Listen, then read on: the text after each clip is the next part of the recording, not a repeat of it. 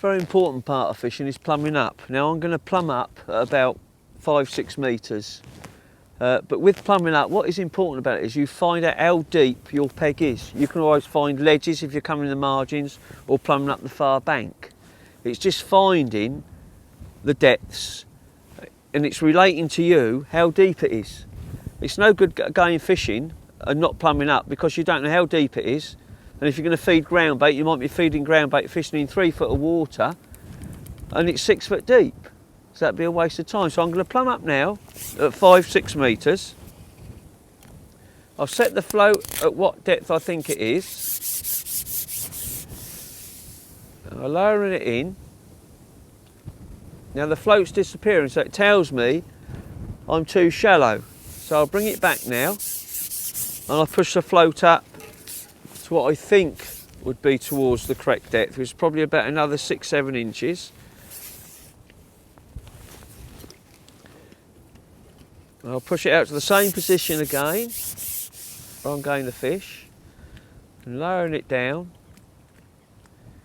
That's just literally at the surface of the water. That's dead depth. It's just about right there. So I'm going to move it to my right and left a little bit just to get a picture in my mind what the bottom's like. Yeah, it's the same depth there. I'll move it to the left. Yes, it's the same depth there. I'll just push it out a little bit further and see as well. Yes, and it's the same depth there. So it's nice and flat. So I'm happy with that, so I'll come back, take my plummet off, then I'll hook it at the bottom of my top kit, and then where my float goes against the pole, I'm going to mark it with a little Tip-X pen at the top,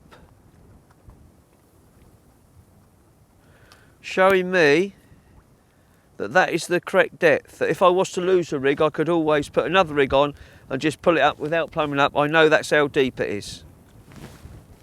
And also it can tell me now and again, I can check it to see if my float's moved.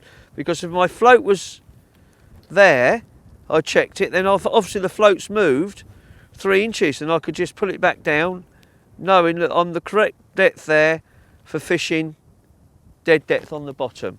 And at the same time, if I want to shallow the float and move it further down to try it off bottom, I know if I wasn't catching, I want to go back to the full depth, I've got my marker on my pole and I can just push the pole float back to it.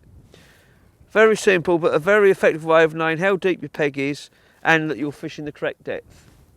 Very important when fishing a session or a match.